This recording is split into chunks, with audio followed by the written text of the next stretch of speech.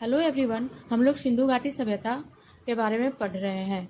तो इसका एक भाग कंप्लीट हो चुका है, ये भाग 2 है। तो आइए स्टार्ट करते हैं। सिंधु सभ्यता की लिपि भावचित्रात्मक थी, जो दाईं से बाईं ओर लिखी जाती थी। जब अभिलेख एक से अधिक पंक्तियों का होता था तो पहली पंक्ति दाईं से बाईं ओर और दूसरी बाईं से दाईं ओर लिखी जाती थी। सिंधु सभ्यता की लिपि कैसी थी? तो भावचित्रात्मक थी, जो दाईं से बाईं ओर लिखी जाती थी।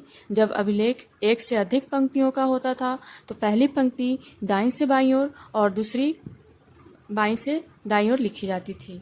अब जानेंगे सिंधु घाटी सभ्यता के सामाजिक जीवन के बारे में। हड़प्पा समाज संभवतः मात्र सत्तात्मक था। समाज में विद्वान, पुरोहित, योद्धा, व्यापारी और श्रमिक वर्ग की मौजूदगी थी। आवासों की संरचना समाज की आर्थिक विषमता को दर्शाती है। हड़प्पावासी साज सज्जा पर विशेष ध्यान देते थे। स्त्री एवं पुरुष दोनों आभूषण धारण करते थे। चनहुद्रों से लिपस्टिक के साक्ष्य मिले हैं। सिंधु सभ्यता के लोग मनोरंजन के लिए चौपर और पासा खेलते थे। यहाँ के लोग गणित, धातु निर्माण, मापतौल प्रणाली, ग्रह, नक्षत्र, मौसम विज्ञान इत्यादि की जानकारी रखते थे। अब जानेंगे राजनीतिक जीवन के बारे में। हंटर के अनुसार मोहनजोदड़ो का शासन राजतंत्रात्मक न होकर जनतंत्रात्मक था। व्हीलर के अनुसार सिंधु घाटी के लोगों का शासन मध्यवर्गीय जनतंत्रात्मक शासन था और उसमें धर्म की महत्ता थी।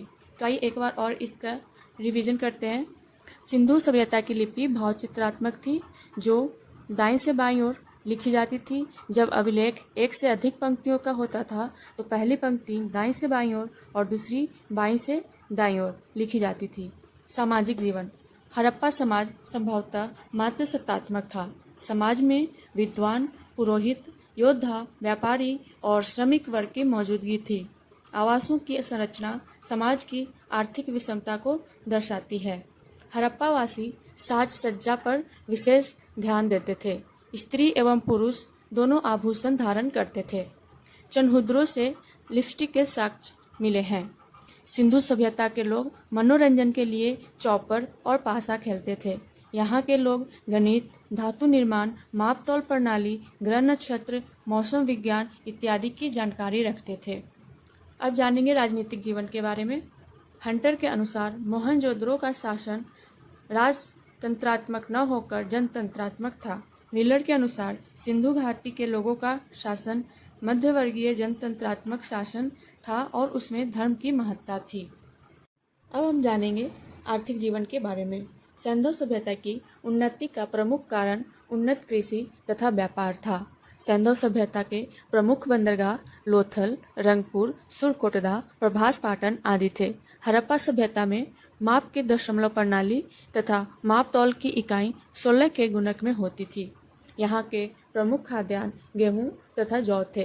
कृषि कार्य हेतु पत्थर तथा कांसे के औजारों का प्रयोग किया जाता था। इस सभ्यता में फावड़ा या फाल नहीं मिला है। संभवतः ये लोग लकड़ी के हलों का प्रयोग करते थे। अब आते हैं धार्मिक जीवन के बारे में जानेंगे। सिंधु सभ्यता के लोग धरती को उर्वरता की देवी मानकर उसकी पूजा किया करते थे। वृक्ष पूजा एवं शिव पूजा के प्रचलन के साक्ष्य भी सिंधु सभ्यता से मिलते हैं। स्वास्तिक चिन्ह संभवतः हड़प्पा सभ्यता की देन है। इस चिन्ह से सूर्योपासना का अनुमान लगाया जाता है। सिंधु सभ्यता में माता देवी की उपासना सर्वाधिक प्रचलित थी। सिंधुवासी पुनर्जन्म में विश्वास करते थे। तो आइए फिर से देखते हैं। सिंधु सभ्यता की उन्नति का प्रमुख कारण क्या था? कृषि तथा व्यापार। सिंधु सभ्यता के प्रमुख बंदरगाह लोथल, रंगपुर, सुरकोटदा, प्रभास पाटन आदि थे। हड़प्पा सभ्यता में माप की दशमलव प्रणाली तथा मापतौल की इकाई 16 के गुणक में होती थी। यहाँ के प्रमुख खाद्यान्न गेहूं तथा जौ थे। कृषि कार्य हेतु पत्थर तथा कांसे के औजारों का प्रयोग किया जाता था। इस सभ्यता में फावड़ा या फाल नहीं मिला है। संभवतः ये लोग लकड़ी के हलों का प्रयोग करते थे। धार्मिक जीवन। सिंधु सभ्यता के लोग धरती को उर्वरता की देवी मानकर उसकी पूजा किया करते थे। वृक्ष पूजा एवं शिव पूजा के प्रचलन के साक्ष्य भी सिंधु सभ्यता से मिलते हैं। स्वास्तिक चिन्ह संभवतः हड़प्पा सभ्यता की देन है। इस चिन्ह से सूर्योपासना का अनुमान लगाया जाता है। सिंधु सभ्यता में मातृ देवी की उपासना सर्वाधिक प्रचलित थी। सैंधववासी पुनर्जन्म में विश्वास करते थे। सिंधु सभ्यता के पतन के कारण इस सभ्यता का क्रमिक पतन हुआ तथा यह नगरीय सभ्यता से ग्रामीण सभ्यता में पहुंच गई।